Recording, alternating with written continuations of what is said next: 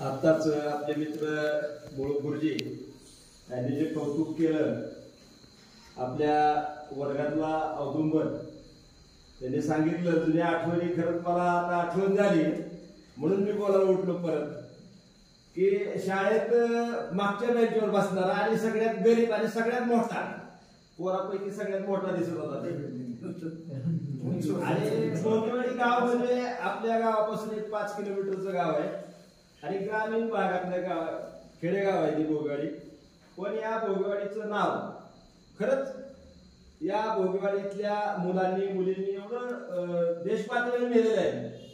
मागच्याच 2 वर्ष किती झाले 2 वर्ष झाले सुनील काळे देशात तिचा दुसरा नंबर आला. त्याच्या अगोदर आपल्या वर्गात असणारी त्याचीच बहीण त्रिशला काळे तिचा रनिंग मध्ये पहिला नंबर आला होता. राज्यात पहिला नंबर आला होता आणि आपण ती गावातून मिरवणूक काढून शाळेत तिचं कौतुक केलं होतं.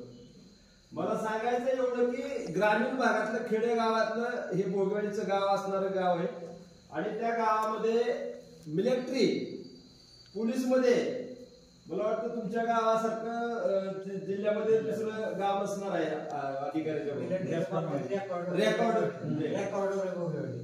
आणि खरंच त्या प्रगतीनं आता तिच्याकडे बघितलं तर असं कुणाला वाटणार नाही भरती कशी झाली.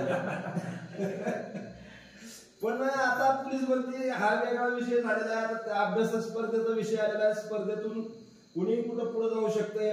पहिलं बॉडी लागायची पण आता ते बदललंय सगळं आणि तिनं जसं आता सरांनी सांगितलं की तिनं आम्हाला अशी संधी द्यावी की पुढचं प्रमोशन घेऊन तिनं लवकरच आमच्या 87-88च्या बॅचचा सन्मान तिने घ्यावा.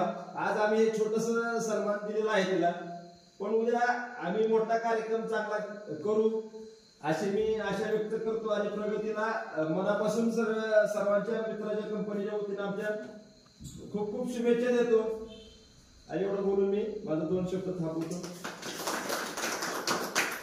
तुला काय बोलायचं असतं ते बोल. काय तो आकडे काय बोलायचं